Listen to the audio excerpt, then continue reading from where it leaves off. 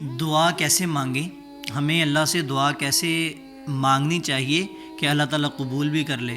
ٹھیک ہے، دیکھیں جب ہمیں دعا کرنی چاہیے نا اللہ سے، تو اس کے لیے ہمیں تمام آداب کا خیال رکھنا چاہیے. ٹھیک ہے، ہمیں اپنی طرف سے پورے دل سے دعا مانگنی چاہیے. اور ادھر میں آپ کو ایک اور بہت خوبصورت بات بتاؤں کہ آپ اگر اللہ سے کوئی بھی دعا کرتے ہیں، آپ کو اگر کچھ بھی چاہیے یا کوئی بھی آپ دعا کرتے ہیں لیکن آپ کی قبول نہیں ہوتی، تو وہ دعا رد نہیں ہوتی.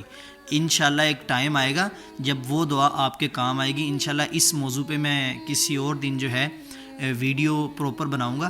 تو لیکن آج کی جو ویڈیو کا موضوع ہے کہ ہمیں دعا اللہ سے کیسی مانگنی چاہیے. سب سے پہلی بات میں نے آپ سے یہ کرنی تھی، ہمارے بہت سے حضرات کیا کرتے ہیں، دعا مانگتے ہیں ایسے ہاتھ کر لیتے ہیں، ایسے کوئی ایسے کر لیتا ہے، کوئی ایسے رکھ لیتا ہے. ٹھیک ہے، کوئی ایسے، کوئی کیسے، مطلب اس طرح کے. دیکھیں آپ نے کیا کرنا ہے، یہ دیکھیں اس طرح نہ تو ہاتھوں کو بالکل ساتھ جوڑنا ہے اور نہ ہی ایسے کرنا ہے، مطلب یہ جو ہتھیلیاں ہیں ان کو نیچے کی طرف نہیں کرنا.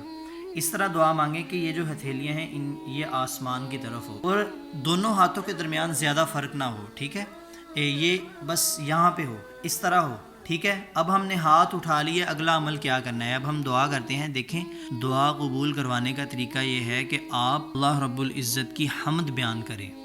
حمد کیسے بیان کریں؟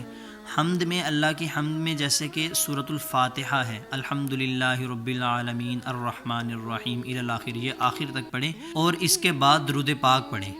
درود پاک پڑھنے کے بعد آپ دعا کریں اللہ سے جو بھی آپ چاہتے ہیں. ٹھیک ہے، استغفار کریں یا جو بھی مطلب آپ کا مسئلہ ہے. ٹھیک ہے، اس کے بعد آپ پھر دوبارہ اللہ رب العزت کی حمد بیان کریں اور نبی کریم صلی اللہ علیہ وآلہ وسلم پہ درود بھیجیں. انشاءاللہ آپ کی دعا قبول ہوگی. تو یہ تھے میں نے جو آپ کو دو چار آداب دعا کے بتائے. تو آج سے انشاءاللہ لازمی اس طرح دعا کرنی ہے آپ نے اللہ رب العزت سے. اور مجھے بھی اپنی خاص دعاؤں میں یاد رکھیے. جزاک اللہ خیر. السلام علیکم ورحمۃ اللہ.